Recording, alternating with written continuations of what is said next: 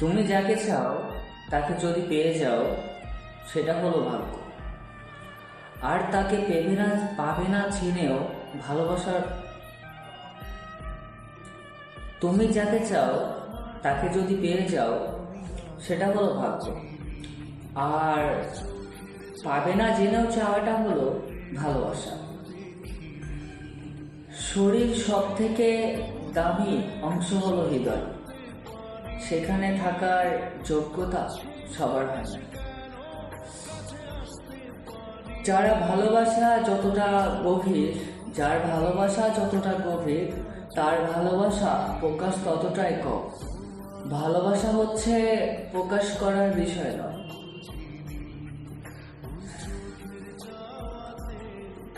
মানুষ মানুষকে না দেখেও জীবনের চেয়ে বেশি ভালোবাসতে পারে। কেন পারে জানেন?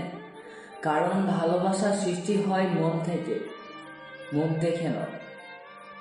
অভিমান বড্ড খারাপ একটা জিনিস।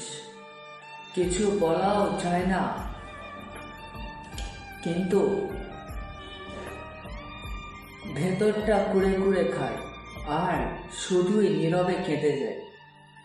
কিছু মানুষ মনের অজান্তেই খুব কাছে এসে আবার অনেক দূরে চলে যায়, কিন্তু সে জানে না চলে যাওয়াটা কারো কাছে ততটাই কষ্টের। জীবনে কাউকে আঘাত করার আগে এতটুকু ভেবে নিবে নিজের আঘাত পেলে কেমন লাগে।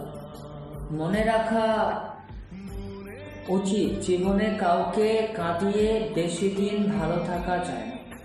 বিশ্বাস করো বা নাই করো, এই কথাটা কিন্তু সত্যি। যাদের জন্য তুমি নিজের সর্বোচ্চ দিয়ে পরিশ্রম করবে, তাদেরকে ভালো রাখার জন্য দিন শেষে তারাই তোমাকে অপমান করবে, তোমাকে লাঞ্ছনা করার জন্য।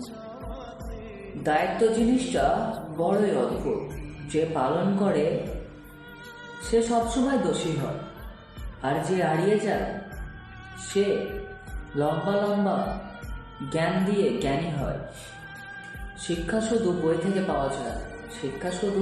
থেকে পাওয়া যায় না। অনেক সময় কাছের মানুষগুলো না চাইতে অনেক কিছু শিখিয়ে দেয়।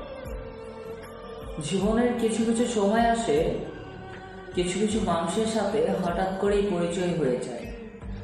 প্রথমে মনে হয় মানুষটা খুবই অসাধারণ, কিন্তু একটা সময় মনে হয় এই সময়টা ছিল জীবনের সবচেয়ে বড় অসময়। আর ওই মানুষটার সাথে পরিচয় হওয়াটা ছিল জীবনের সবচেয়ে বড় ভুল। সবশেষে একটা কথা বলতে চাই, জীবন থেকে শিক্ষা নাও। হেরে গেছো বলে সুসাইড করতে হবে তার কোনো মানে নেই। জীবনটাকে নতুন করে সাজাতে হবে, নতুন ভাবে নিজেকে বাঁচতে শিখতে হবে। এটার নামই জীবন, এটার নামই বাস্তবতা।